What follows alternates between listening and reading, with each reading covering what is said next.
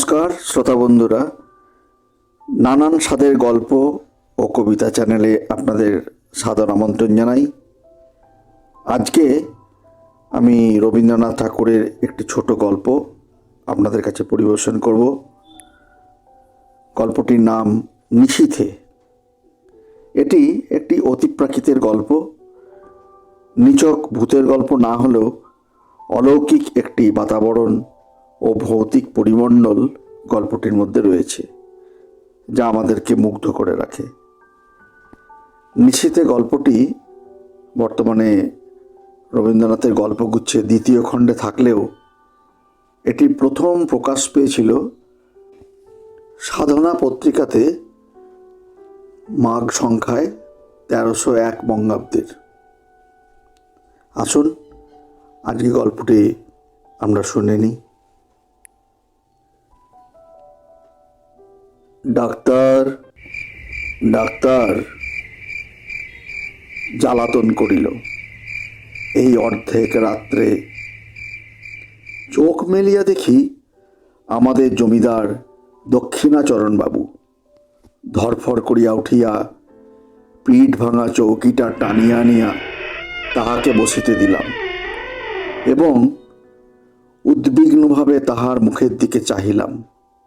ঘড়িতে দেখি তখন রাত্রি 2:30। দক্ষিণাচরণবাবু বিবর্ণ মুখে বিস্ফারিত নেত্রে কহিলেন, আজ রাত্রে আবার সেইরূপ উপদ্রব আরম্ভ হইয়াছে। তোমার ওষুধ কোনো কাজে লাগিল না।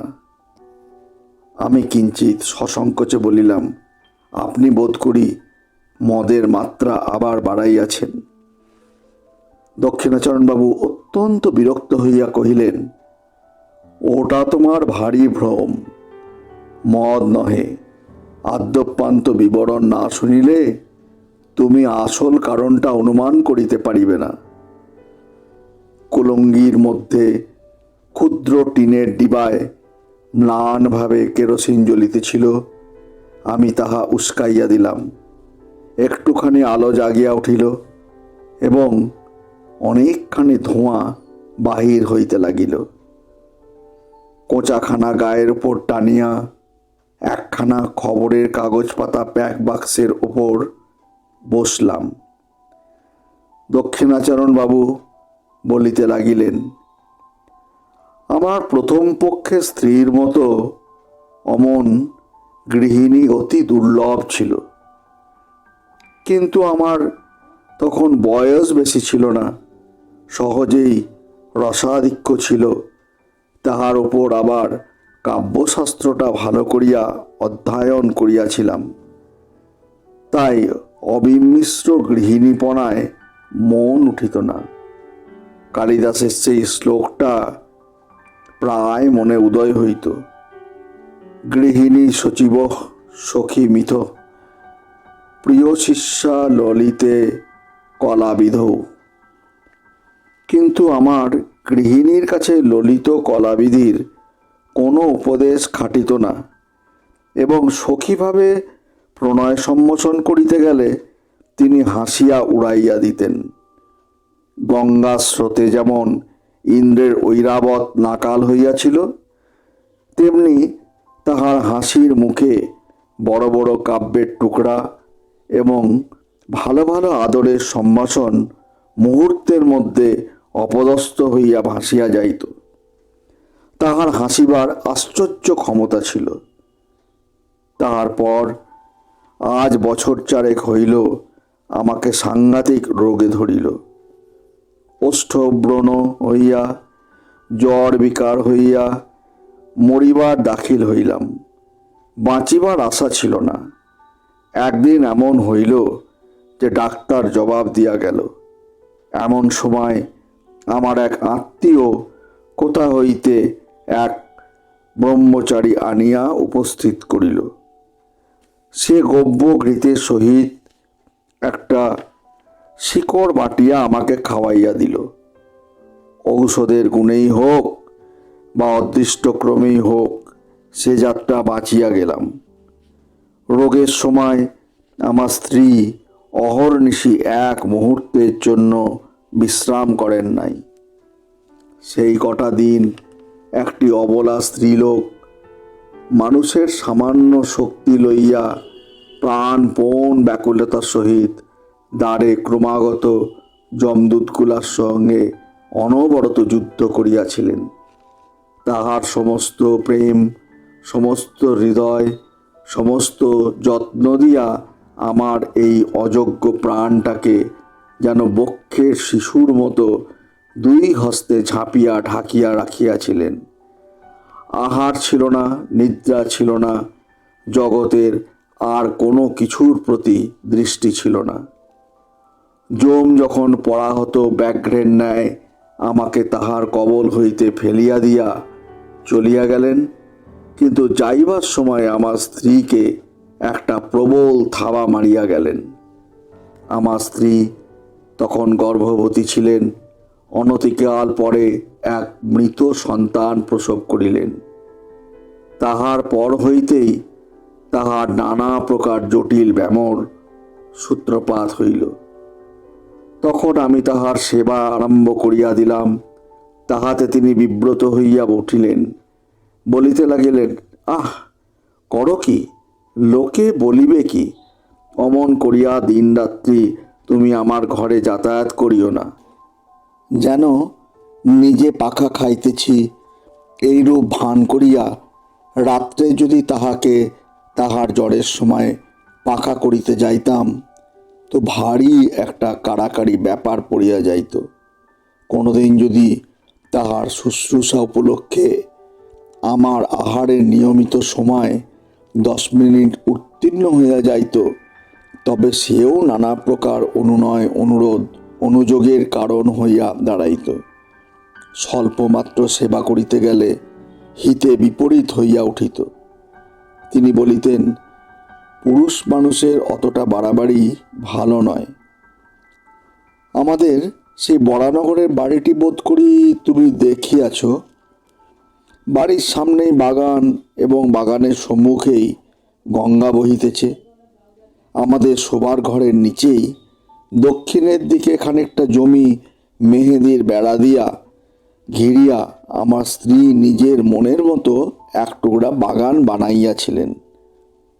সমস্ত বাগানটির মধ্যে সেই খণ্ডটি অত্যন্ত সাদাসিধা এবং নিতান্ত দেশি, অর্থাৎ তাহার মধ্যে গন্ধের অপেক্ষা বর্ণের বাহার, ফুলের অপেক্ষা পাতার বৈচিত্র্য ছিল না, এবং টবের মধ্যে অকিঞ্চিৎকর উদ্ভিজ্জের পার্শ্বে কাঠি অবলম্বন করিয়া কাগজে নির্মিত ল্যাটিন নামের জয়ধ্বজা উড়িত না। বেল, জুঁই, গোলাপ, গন্ধরাজ, করবী এবং রজনীগন্ধারই প্রাদুর্ভাব কিছু বেশি। প্রকাণ্ড একটা বকুল গাছের তলা সাদা মার্বেল পাথর দিয়া বাঁধানো ছিল। সুস্থ অবস্থায় তিনি নিজে দাঁড়াইয়া 2 বেলা তাহা ধুইয়া সাফ করাইয়া রাখিতেন। গ্রীষ্মকালে কাজের অবকাশে সন্ধ্যার সময় সেই তাহার বসিবার স্থান ছিল। সেখান হইতে গঙ্গা দেখা যাইত, কিন্তু গঙ্গা হইতে কুঠির পানসির বাবুরা তাহাকে দেখিতে পাইত না। অনেক দিন শয্যাগত থাকিয়া একদিন চৈত্রের শুক্লপক্ষ সন্ধ্যায় তিনি কহিলেন, ঘরে বদ্ধ থাকিয়া আমার প্রাণ কেমন করিতেছে, আজ একবার আমার সেই বাগানে গিয়া বসিব।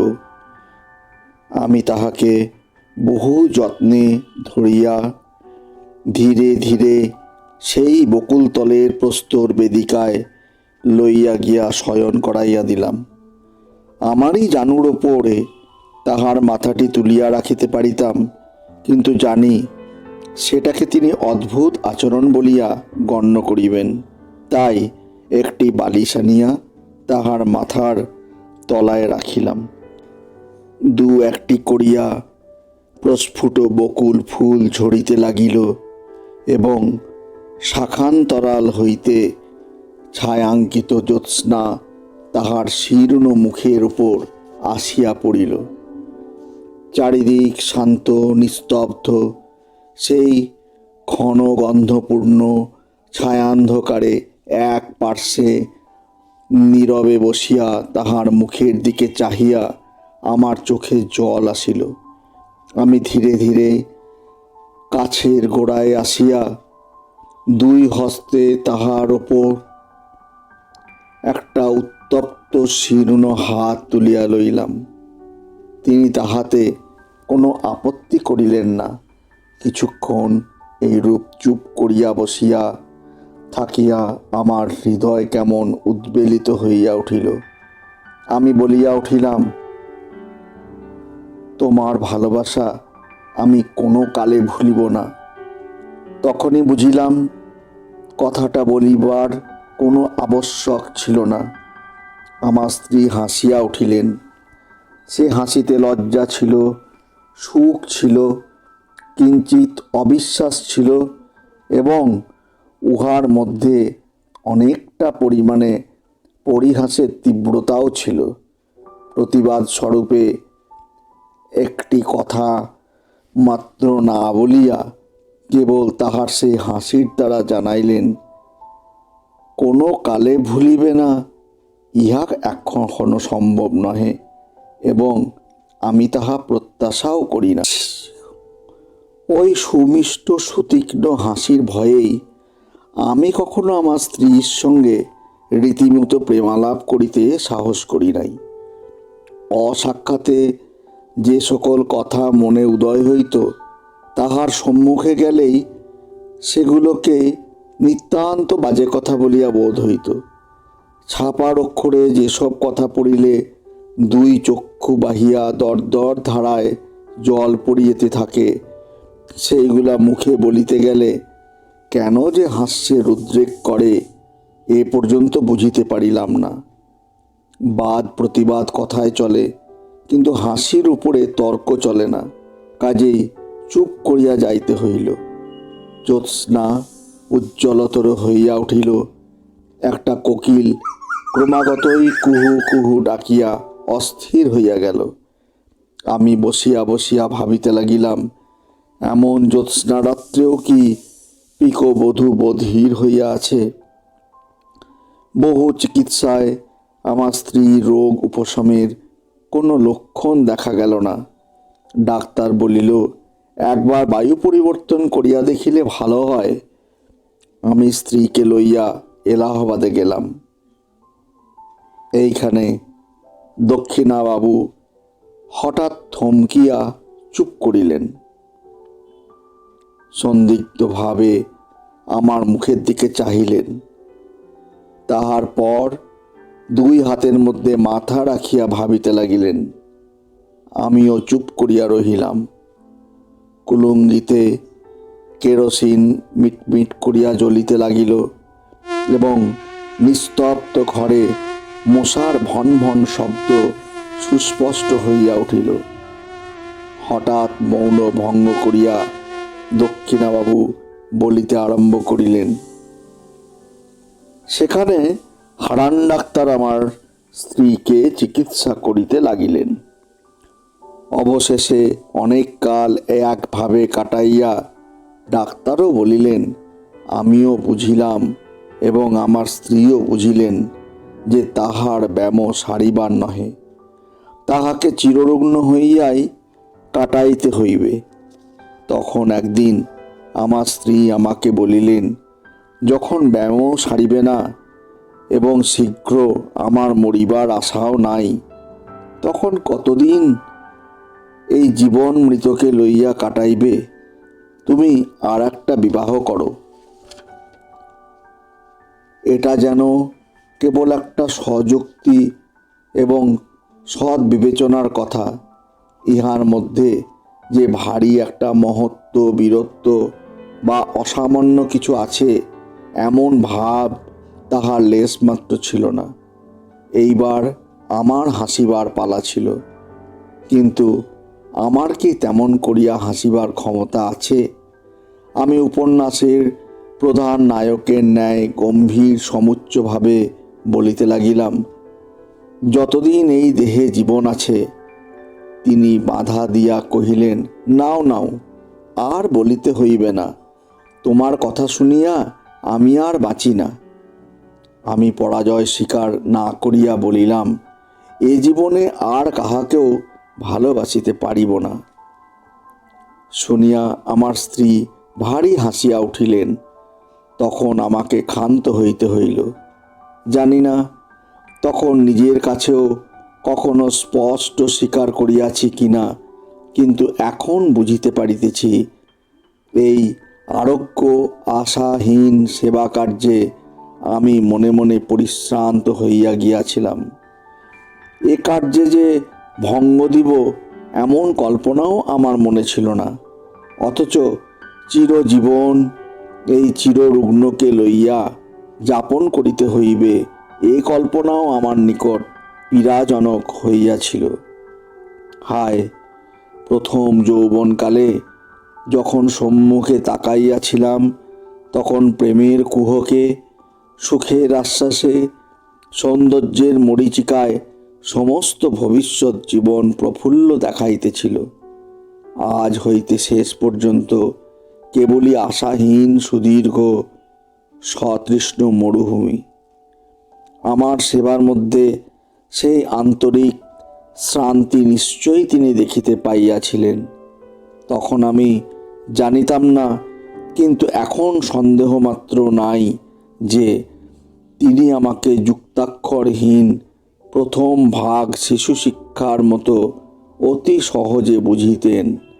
সেই জন্য তিনি যখন উপন্যাসের নায়ক সাজিয়া গম্ভীরভাবে তাহার নিকট কবিত্ব ফলাইতে যাইতাম, তিনি এমন সুগভীর স্নেহ অথচ অনির্বার্য কৌতুকের সহিত হাসিয়া উঠিতেন। আমার নিজের অগোচর অন্তরের কথাও অন্তর্যামীর ন্যায় তিনি সমস্তই জানিতেন। একথা মনে করিলে আজও লজ্জায় মরিয়া যাইতে ইচ্ছা করে। হারান ডাক্তার আমাদের স্বজাতীয়।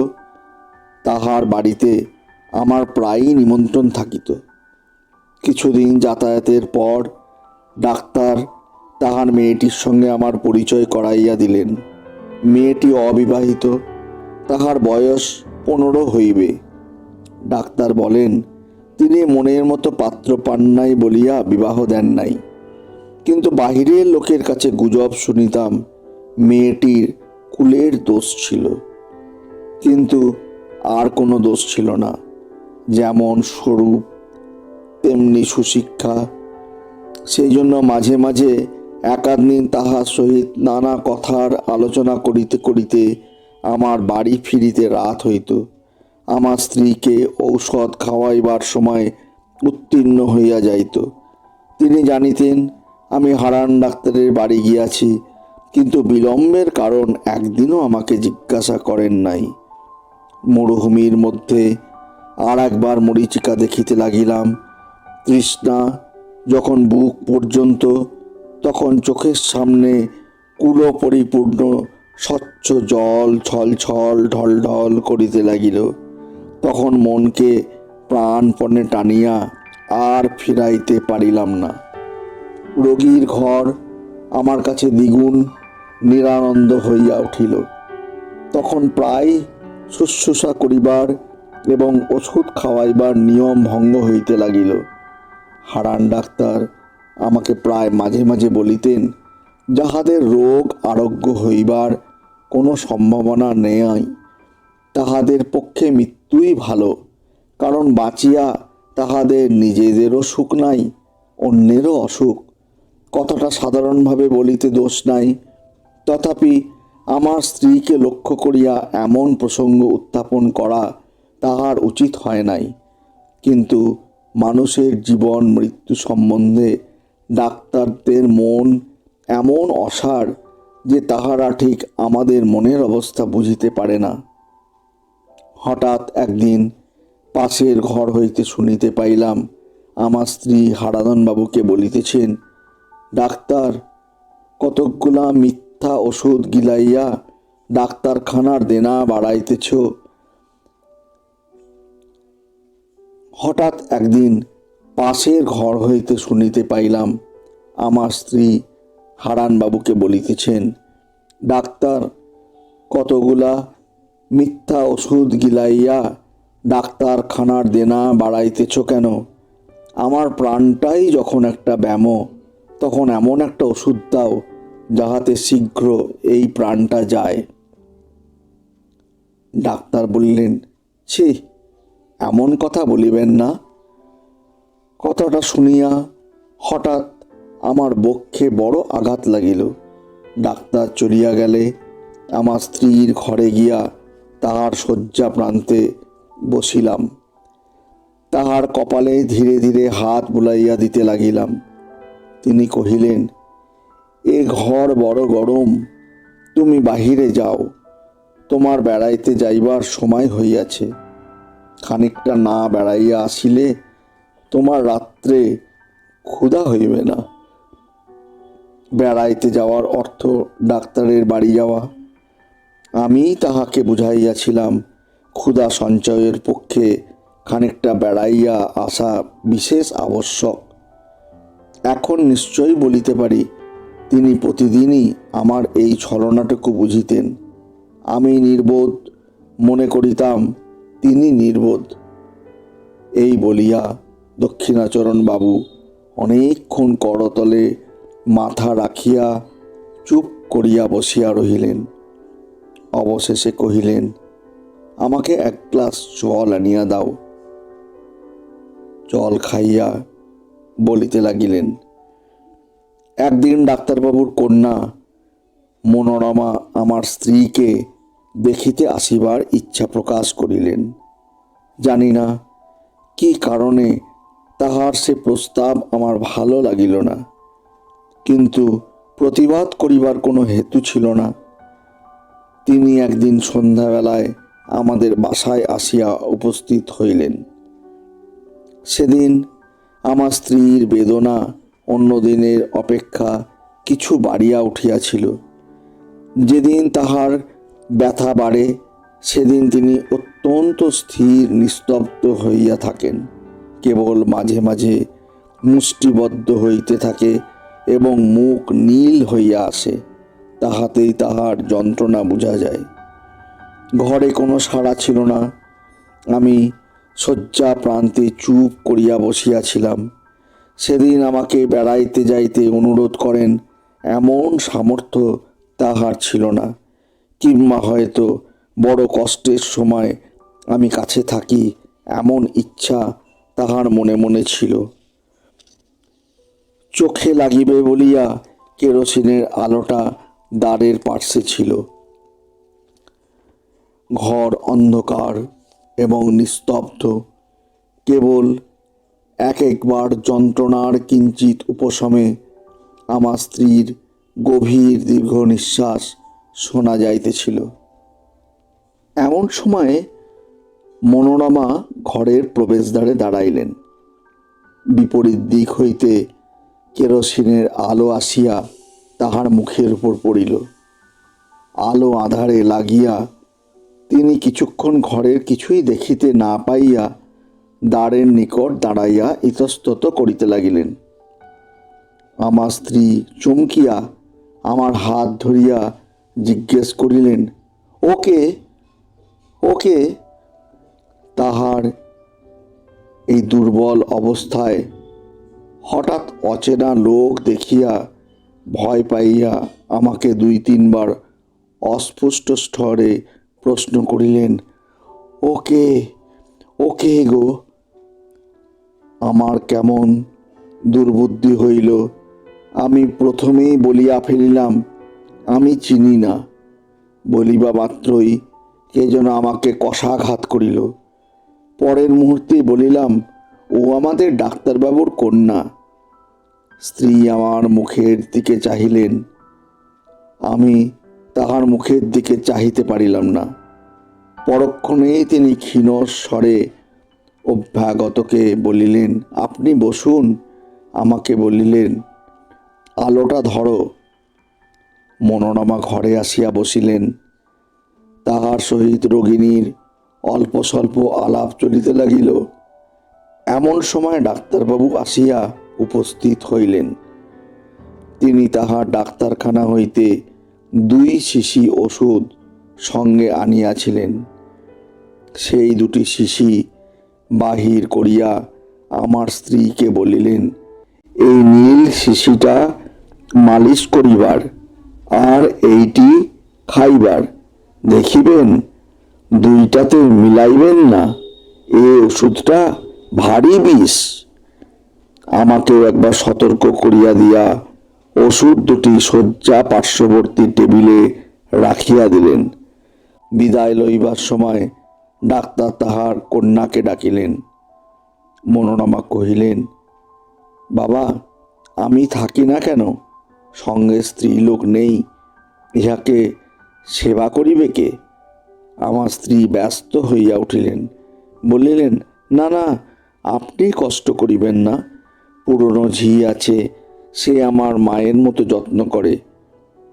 ডাক্তার হাসিয়া উঠিলেন, উনি মা লক্ষ্মী, চিরকাল পরের সেবা করিয়া আসিয়াছেন, অন্যের সেবা সহিতে পারেন না। কন্যাকে লইয়া ডাক্তার গমনের উদ্যোগ করিতেছেন। এমন সময় আমার স্ত্রী বললেন, ডাক্তারবাবু, ইনি এই বদ্ধ ঘরে অনেকক্ষণ বসিয়া আছেন, ইহাকে একবার বাহিরে বেড়াইয়া লইয়া আসিতে পারেন? ডাক্তারবাবু আমাকে কহিলেন, আসুন না, আপনাকে নদীর ধার হইয়া একবার বেড়াইয়া আনি। আমি ঈষৎ আপত্তি দেখাইয়া অনতি বিলম্বে সম্মত হইলাম।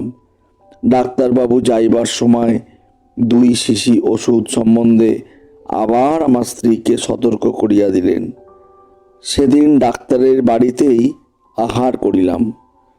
ফিরিয়া আসিতে রাত হইল। আসিয়া দেখি আমার স্ত্রী ছটফট করিতেছেন।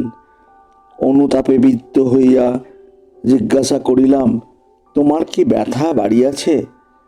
তিনি উত্তর করিতে পারিলেন না, নীরবে আমার মুখের দিকে চাহিলেন। তখন তাহার কণ্ঠ রোধ হইয়াছে। আমি তৎক্ষণাৎ সেই রাত্রেই ডাক্তারকে ডাকাইয়া পাঠাইলাম। ডাক্তার প্রথমটা আসিয়া অনেকক্ষণ কিছুই বুঝিতে পারিলেন না। অবশেষে জিজ্ঞাসা করিলেন, সেই ব্যথাটা কি বাড়িয়া উঠিয়াছে? ঔষধটা একবার মালিশ করিলে হয় না?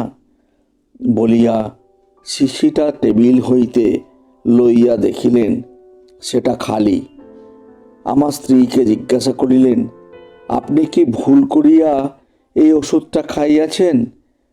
আমার স্ত্রী ঘাড় নাড়িয়া নীরবে জানাইলেন, হ্যাঁ। ডাক্তার তৎক্ষণাৎ গাড়ি করিয়া তাহার বাড়ি হইতে পানিতে ছুটিলেন। আমি অর্ধমূর্ছিতের ন্যায় আমার স্ত্রীর বিছানার ওপর গিয়া পড়িলাম। তখন মাতা তাহার পীড়িত শিশুকে যেমন করিয়া সান্ত্বনা করে, তেমনি করিয়া তিনি আমার মাথা তাহার বক্ষের কাছে টানিয়া লইয়া দুই হস্তের স্পর্শে আমাকে তাহার মনের কথা বুঝাইতে চেষ্টা করিলেন। কেবল তাহার সেই করুণ স্পর্শের দ্বারাই আমাকে বারংবার করিয়া বলিতে লাগিলেন, শোক করিও না, ভালোই হইয়াছে, তুমি সুখী হইবে। এবং সেই মনে করিয়া আমি সুখে মরিলাম। ডাক্তার যখন ফিরিলেন, তখন জীবনের সঙ্গে সঙ্গে আমার স্ত্রীর সকল যন্ত্রণার অবসান হইয়াছে। দক্ষিণাচরণ আর একবার জল খাইয়া বলিলেন, উফ, বড় গরম। বলিয়া দ্রুত বাহির হইয়া বার কয়েক বারান্দায় পায়চারি করিয়া আসিয়া বসিলেন। বেশ বোঝা গেল তিনি বলিতে চাহেন না, কিন্তু আমি যেন জাদু করিয়া তাহার নিকট হইতে কথা কাড়িয়া লইতেছি। আবার আরম্ভ করিলেন, মনোরমাকে বিবাহ করিয়া দেশে ফিরিলাম। মনোরমা তাহার পিতার সম্মতিক্রমে আমাকে বিবাহ করিল। কিন্তু আমি যখন তাহাকে আদরের কথা বলিতাম, প্রেমালাপ করিয়া তাহার হৃদয় অধিকার করিবার চেষ্টা করিতাম, সে হাসিত না, গম্ভীর হইয়া থাকিত। তাহার মনের কোথায় কোনখানে কি খটকা লাগিয়া গিয়াছিল আমি কেমন করিয়া বুঝিব। এই সময় আমার মদ খাইবার নেশা অত্যন্ত বাড়িয়া উঠিল। একদিন প্রথম শরতের সন্ধ্যায় মনোরমাকে লইয়া আমাদের বরানগরের বাগানে বেড়াইতেছি। ছমছমে অন্ধকার হইয়া আসিয়াছে। পাখিদের বাসায় ডানা ঝাড়িবার শব্দটুকুও নাই। কেবল বেড়াইবার পথের দুই ধারে ঘন ছায়াবৃত ঝাউ গাছ বাতাসে সশব্দে কাঁপিতেছিল।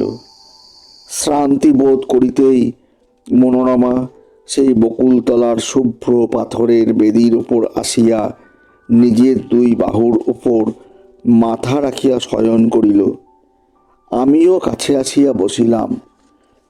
সেখানে অন্ধকার আরও ঘনীভূত। যতটুকু আকাশ দেখা যাইতেছে একেবারে তারায় আচ্ছন্ন। তরুতলের ঝিল্লির ধ্বনি যেন অনন্ত গগন বৃক্ষবক্ষচ্যুত নিঃশব্দতার নিম্ন প্রান্তে একটি শব্দের সরু পাড় বুনিয়া দিতেছে।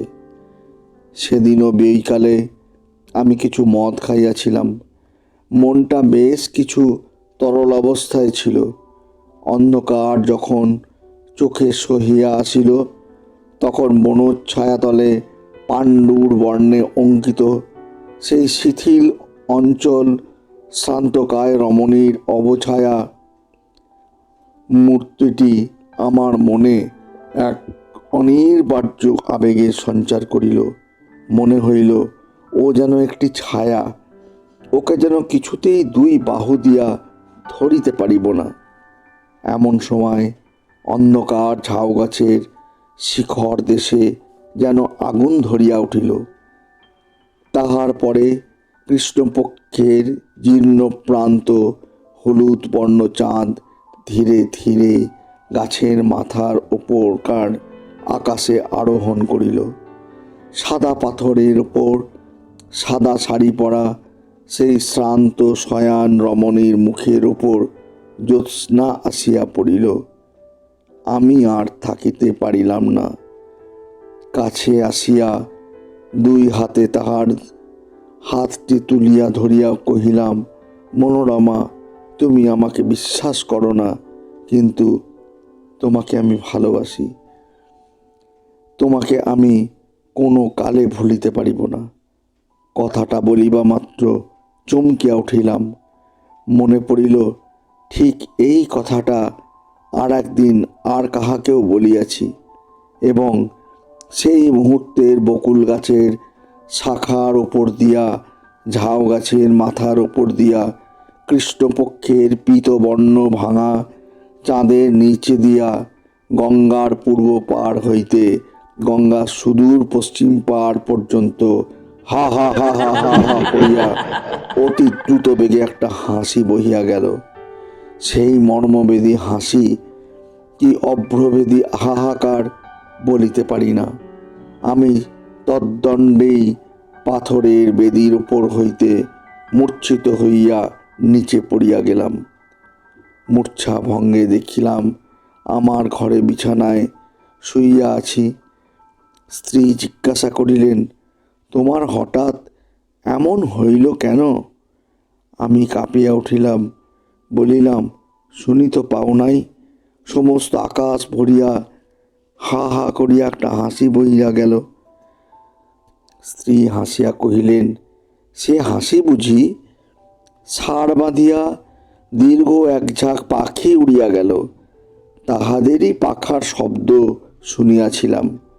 তুমি এত অল্পেই ভয় পাও? দিনের বেলায় স্পষ্ট বুঝিতে পারিলাম পাখির ঝাঁক উড়িবার শব্দই বটে।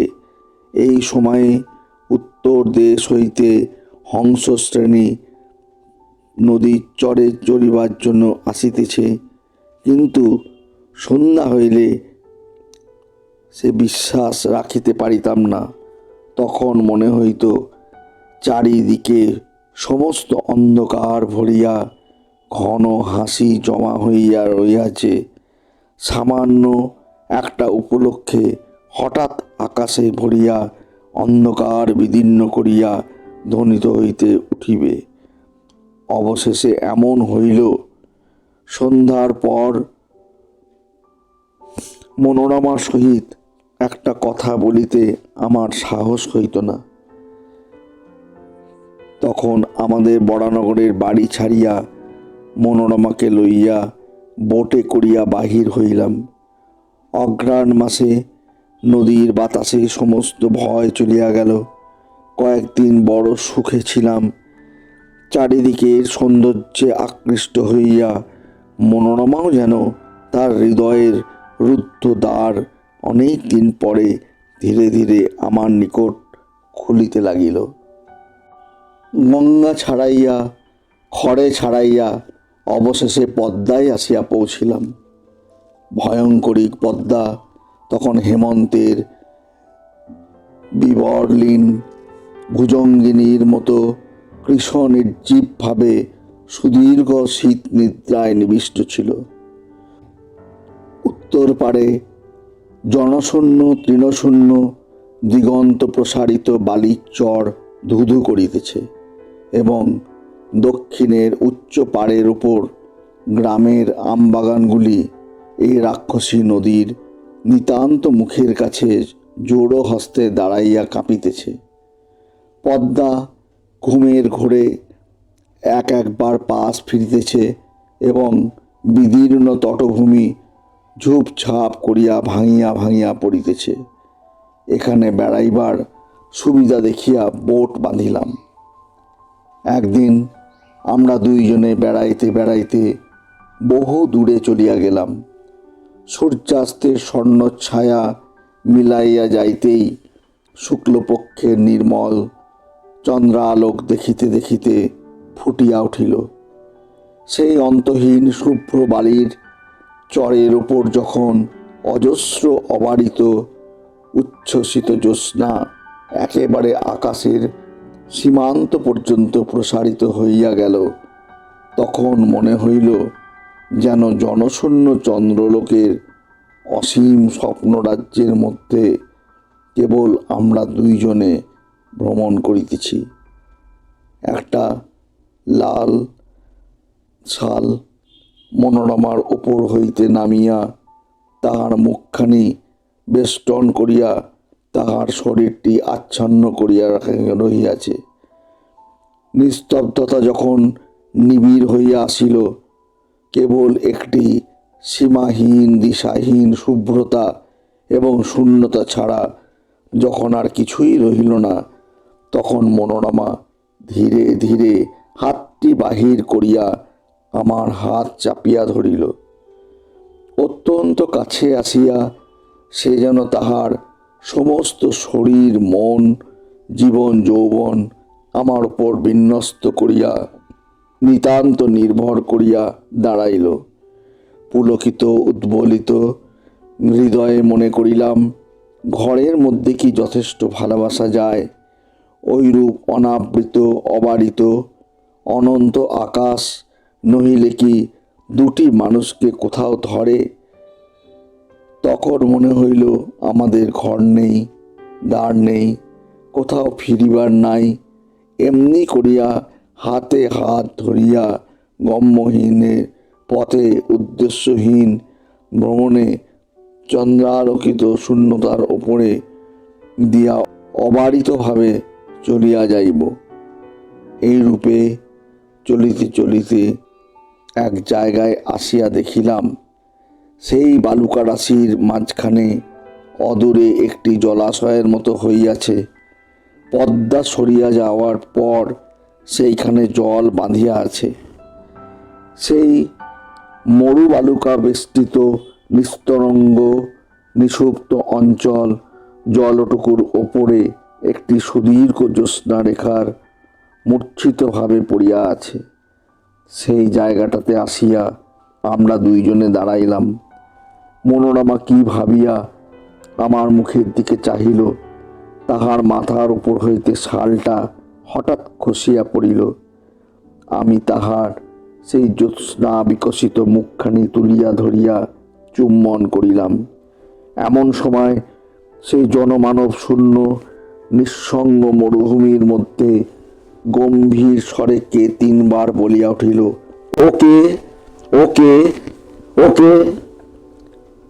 আমি চমকিয়া উঠিলাম এবং আমার স্ত্রীও কাঁপিয়া উঠিলেন। কিন্তু পরক্ষণেই আমরা দুইজনেই বুঝিলাম এই শব্দ মানসিক নহে, অমানসিকও নহে, চরবিহারী জলচর পাখির ডাক। হঠাৎ এত রাত্রে তাহাদের নিরাপদ নিভৃত নিবাসের কাছে লোক সমাগম দেখিয়া চকিত হইয়া উঠিয়াছে। সেই ভয়ের চমক খাইয়া আমরা দুইজনেই তাড়াতাড়ি বোটে ফিরিলাম। রাত্রে বিছানায় আসিয়া শুইলাম। শ্রান্ত শরীরে মনোরমা অবিলম্বে ঘুমাইয়া পড়িল। তখন অন্ধকারে কে একজন আমার মশারির কাছে দাঁড়াইয়া সুষুপ্ত মনোরমার দিকে একটি মাত্র দীর্ঘ শীর্ণ অস্থিসার আঙুলি নির্দেশ করিয়া যেন আমার কানে কানে অত্যন্ত চুপি চুপি অস্পষ্ট কণ্ঠে কেবলই জিজ্ঞেস করিতে লাগিল, ওকে ওকে ওকে গো। তাড়াতাড়ি উঠিয়া দেশলাই জ্বালাইয়া বাতি ধরাইলাম। সেই মুহূর্তেই ছায়ামূর্তি মিলাইয়া গিয়া আমার মশারি কাঁপাইয়া বোট দুলাইয়া আমার সমস্ত ঘর্মাক্ত শরীরের রক্ত হিম করিয়া দিয়া হা হা হা হা হা হা করিয়া একটি হাসি অন্ধকারে রাত্রির ভেতর দিয়া বহিয়া চলিয়া গেল। পদ্মা পার হইল, পদ্মার চর পার হইল, তাহার পরবর্তী সমস্ত সুপ্ত দেশ গ্রাম নগর পার হইল। যেন তাহা চিরকাল ধরিয়া দেশ দেশান্তর লোক লোকান্তর পার হইয়া ক্রমশ ক্ষীণতর ক্ষীণতম হইয়া অসীম সুদূরে চলিয়া যাইতেছে। ক্রমে যেন তাহা জন্ম মৃত্যুর দেশ ছাড়াইয়া গেল। ক্রমে তাহা যেন সূচি অগ্রভাগের ন্যায় ক্ষীণতম হইয়া আসিল। এত ক্ষীণ শব্দ কখনো শুনি নাই, কল্পনা করি নাই।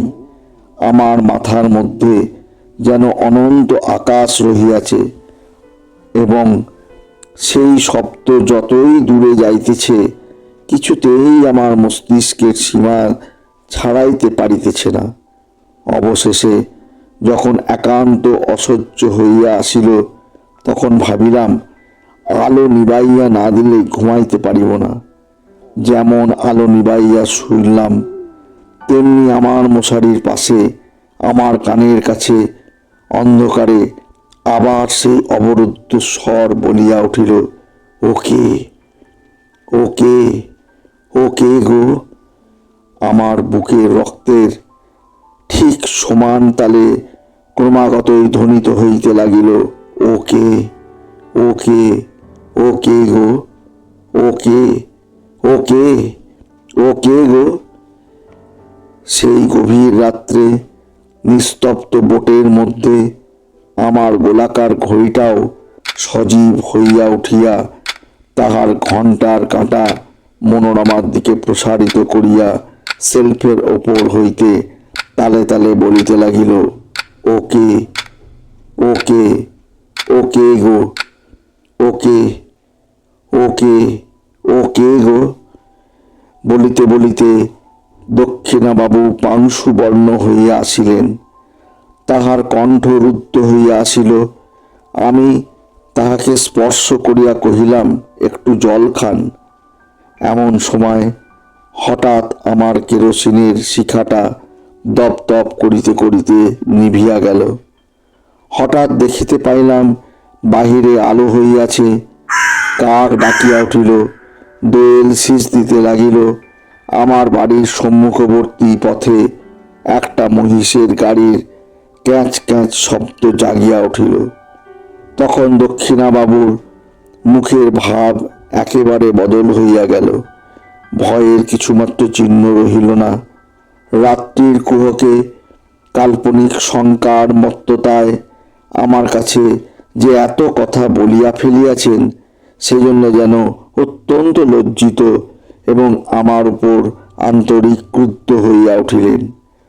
শিষ্ট সম্ভাষণ মাত্র না করিয়া অকস্মাৎ উঠিয়া দ্রুত বেগে চলিয়া গেলেন। সেই দিন অর্ধরাত্রে আবার আমার দ্বারে আসিয়া ঘা পড়িল, ডাক্তার, ডাক্তার। শ্রোতা বন্ধুরা, গল্পটি আপনাদের কেমন লাগলো অতি অবশ্যই কমেন্ট বক্সে কমেন্ট করে জানাবেন। ভালো লাগলে সকলের সঙ্গে শেয়ার করবেন এবং চ্যানেলটি যদি সাবস্ক্রাইব করা না থাকে তো অতি অবশ্যই সাবস্ক্রাইব করে রাখবেন। আগামী দিনে আরও সুন্দর সুন্দর গল্প এবং কবিতা আপনাদের কাছে আমরা নিয়ে আসবো। ভালো থাকবেন সবাই।